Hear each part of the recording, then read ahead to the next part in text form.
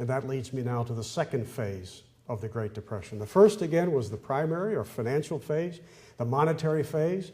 It explains why the Depression began in the first place, what set us up for a corrective adjustment that we look back and call a depression. It's the subsequent phases that explain what kept us in depression and in fact made it worse for a time. The second phase of the Great Depression we call the disintegration of the world economy, the disintegration of the world economy. You have to think back to the context of that time. This is, say, imagine the spring of 1930. The stock market, which collapsed in October and had a lot of bad days through the end of the year, actually had recovered about half of the ground it had lost by late spring 1930. Unemployment was not yet at depression levels. They were not yet at double-digit levels, about 8.5%, less than we have today. Lower unemployment rate in 1930, early part of 30, than we have today, about 8.5% to 9%. So what is it that happens in this second phase that takes a recession, in effect, and makes it a depression? Folly of the first order. And it came in the form of the SmooHawley Tariff, passed by Congress and signed by President Hoover in June of 1930. The SmooHawley Tariff raised tariffs to an all-time high, highest in American history, highest we've had to this date as well. No tariff regime has ever been higher than what SmooHawley established in June of 1930. And by raising tariffs to such stratospheric levels, it virtually closed the borders. Now, what was the reasoning behind the Hoover administration and the Republican Congress in passing the SmooHawley Tariff? Well, they looked around and they saw this nagging unemployment that was rising, off-year election scheduled for the fall of 1930. The incumbent party doesn't want to go into elections with unemployment at such levels. They felt they had to do something, and they thought that if we raise tariffs on imports, then we can encourage Americans to buy fewer imports because we'll make them more expensive. And then Americans instead will buy more goods made here. And that'll stimulate employment and help to spread prosperity into ever-widening circles. That was the thought. Keep those cheaper foreign goods out with high taxes on them, and Americans then will buy more goods made at home, and that'll put those unemployed people back to work. By the way, I've never figured out why, but it's curious, in that regime of higher tariffs, a lot of goods that were not tariffed before are tariffed for the first time, and many others were raised. But there were specific exemptions included in the act for leeches and skeletons.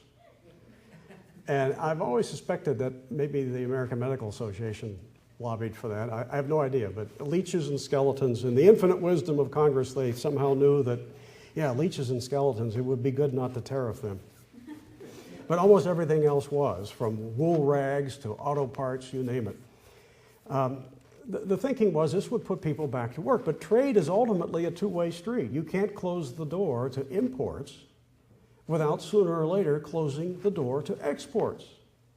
If foreigners cannot sell here because of our high tariffs, how can they earn the dollars that they need to buy here?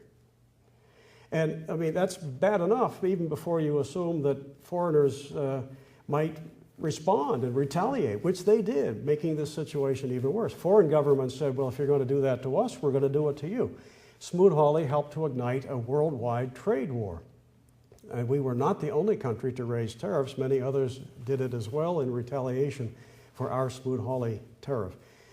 One particular American industry was especially hard hit by the SmooHawley Tariff because about a third of what it had been producing was sold in overseas markets.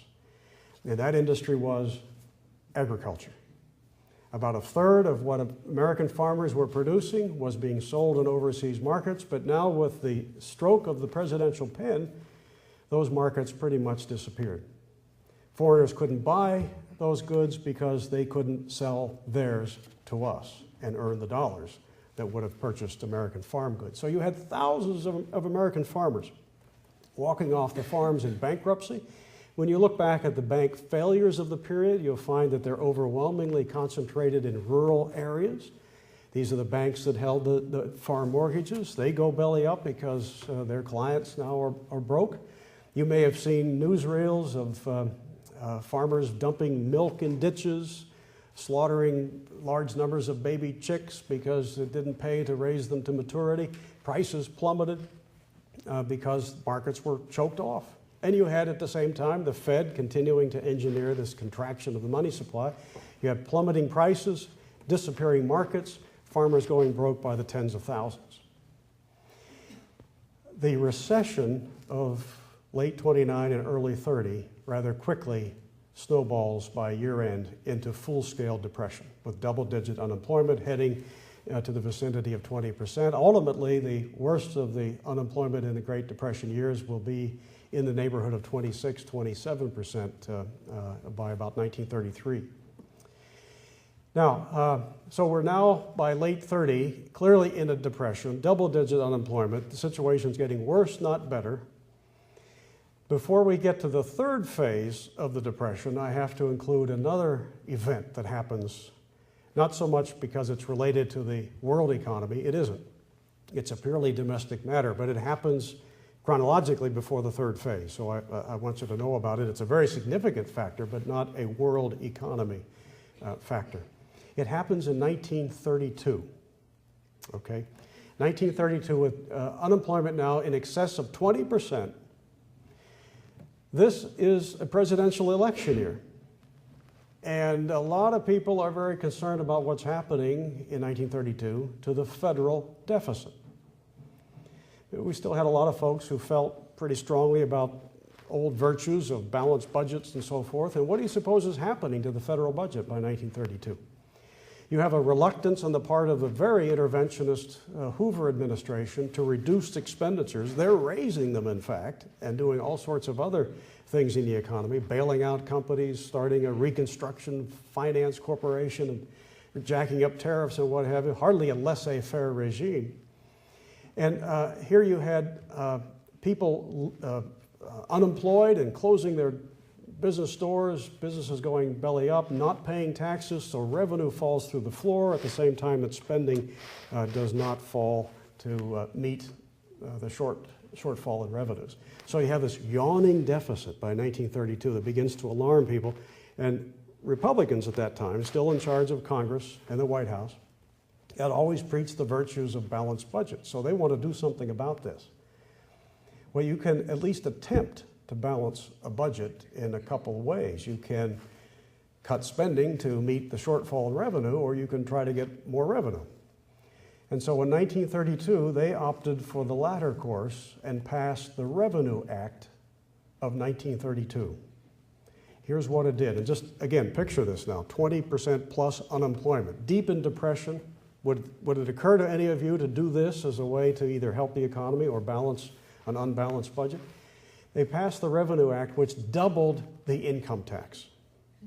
In fact, the top marginal rate went up by more than a doubling. It went from about 24% to 65% under the Revenue Act of 1932. So what that meant was, if you hadn't already been flattened by SmooHawley and the other interventions of the Hoover administration, if you were still making any money, now you stood to see your tax burden substantially increased at the higher levels, as much as a doubling or more on your income. This is not a prescription for recovery. This was a prescription for deeper depression, and in fact that's precisely what we got, including a deeper deficit. It didn't solve the deficit problem either. The deficit went in the other direction. This is a presidential election year, 1932, and after all these interventions, not to mention, there's so much more you could talk about with regard to Hoover. They even tried to keep wages from falling, though prices were falling across the board. So he was pushing and jawboning businesses to keep an important cost of doing business, namely wages, at lofty levels, even though prices of goods were tumbling, raising the costs of employment, producing only more unemployment in the process. But in any event, with all of these interventions producing only more havoc in the economy and soaring unemployment, Herbert Hoover gets renominated by the Republicans and is going to run on a platform of, he's stick with him long enough, he'll get us out of depression. Not a very auspicious occasion for any incumbent, let alone what this guy with what he had done, to try to run for re-election. His problem is compounded by the fact that the Democrats nominate the silver-tongued, charismatic governor of New York, Franklin Delano Roosevelt. If I had been around in 1932 and believe, as I do now, about the importance of limited government, small government, especially in times of depression, I would have voted for Franklin Roosevelt, because he ran on a platform of reducing the size and the scope of government. It was in the Democratic Party platform that if the Democrat nominee became president, he would, and Roosevelt never denied this or never ran away from it, they promised to reduce federal spending by 25%.